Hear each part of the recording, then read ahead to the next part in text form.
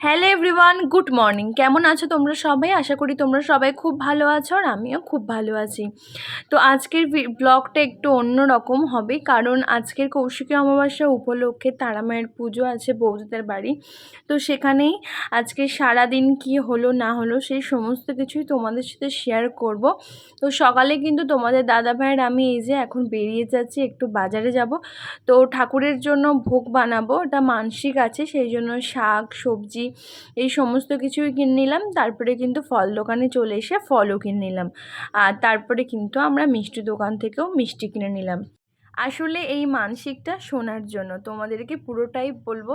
শাড়িটা আমি আগেই কিনে নিয়ে চলে গেছিলাম, কিন্তু এখান থেকে সায়া আর ব্লাউজটা এই দোকান থেকে কিনে নিলাম, নিয়ে কিন্তু আমরা বাড়ি চলে এসেছিলাম।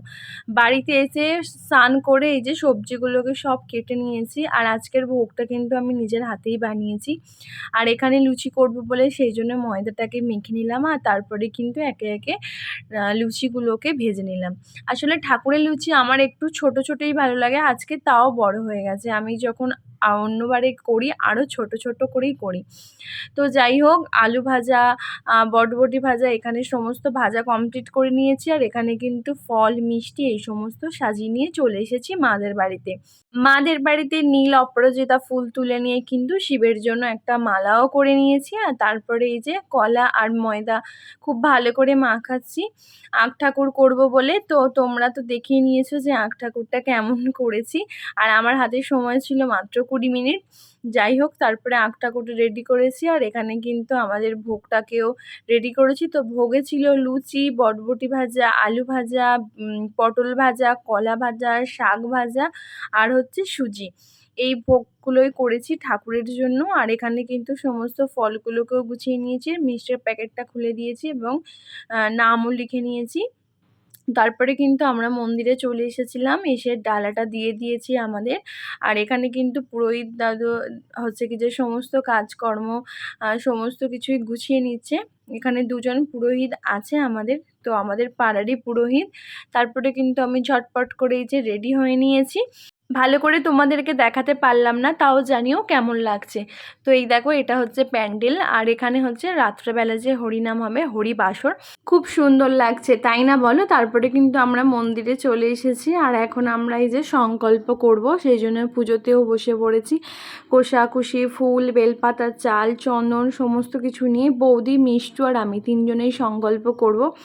তো আমাদের পুজো কিন্তু প্রায় কমপ্লিট। সেই ক্লিপটা তোমাদেরকে আর দেখানো হয়নি। এই যে এখন এই জল হচ্ছে ফুল, বেলপাতা সমস্ত কিছুই আমরা পুকুরে ভাসিয়ে দিয়ে পুজো কমপ্লিট করলাম। আর এখন কিন্তু সন্ধে হয়ে গেছে 6টা। তো এখন এই যে খিচুড়ি ভোগ রেডি হয়ে গেছে, আর এখন এই যে ভোগ বিতরণ করছি সবাইকে।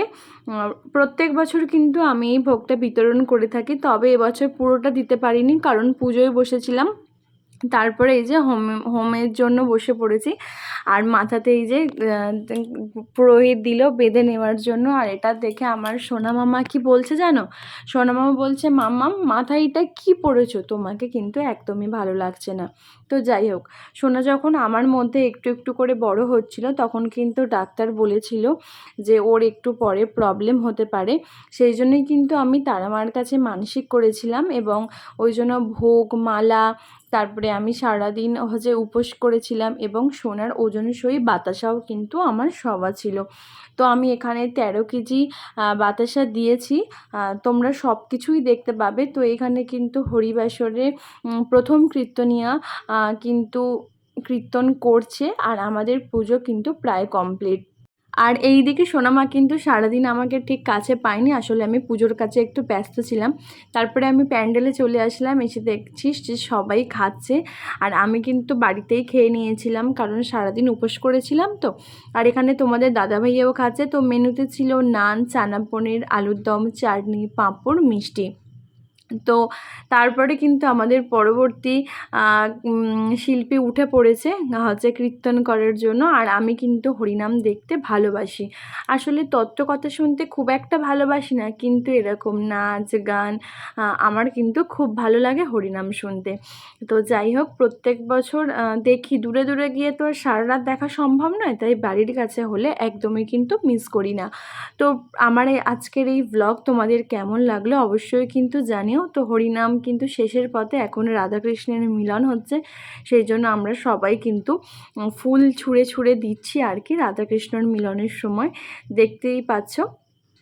আর এরপরে কিন্তু সোনামামা ঘুমিয়ে পড়েছিল, আর ওর প্রিয় গান হচ্ছে ও রাধে। যখন এই গানটা আমরা রিকোয়েস্ট করেছিলাম, গাইছিল, তখন কিন্তু সোনামাম্মাকে আমরা আবার নিয়ে এসেছিলাম। দেখতেই পাচ্ছ সোনামাম্মা চলে এসেছে, আর এখন কিন্তু ঘড়িতে বাজে 2টো বেজেই গেছে। তো সোনার প্রিয় প্রিয় গান করছে। আসলে আমার মেয়ে কৃষ্ণ ভক্ত খুবই, ও কৃষ্ণর গান খুব ভালোবাসে, সেই জন্য সবাই মিলে একটু নাচ গান করছিলাম। আসলে সারাদিন যে উপোস ছিলাম, একটুর জন্য এনার্জি লস হয়নি এই হরিনামের এই গানগুলো শুনলে।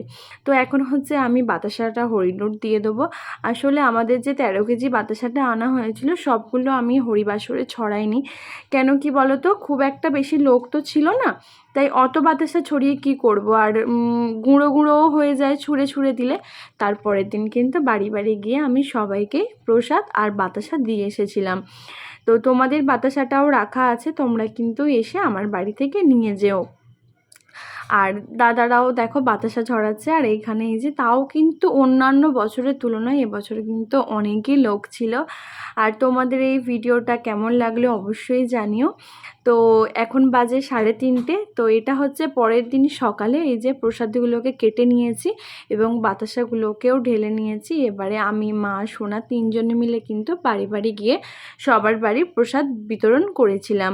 তো আজকের ভিডিওটা এখানে এন্ড করছি, দেখা হবে নেক্সট একটা ভ্লগে। ততক্ষণ সবাই ভালো থেকো, সুস্থ থেকো, আর কমেন্টে লিখে যেও জয় মা তারা, আর কমেন্টে জানিয়ে যেও আমি কত কিছু বাতাসা ছড়িয়েছি।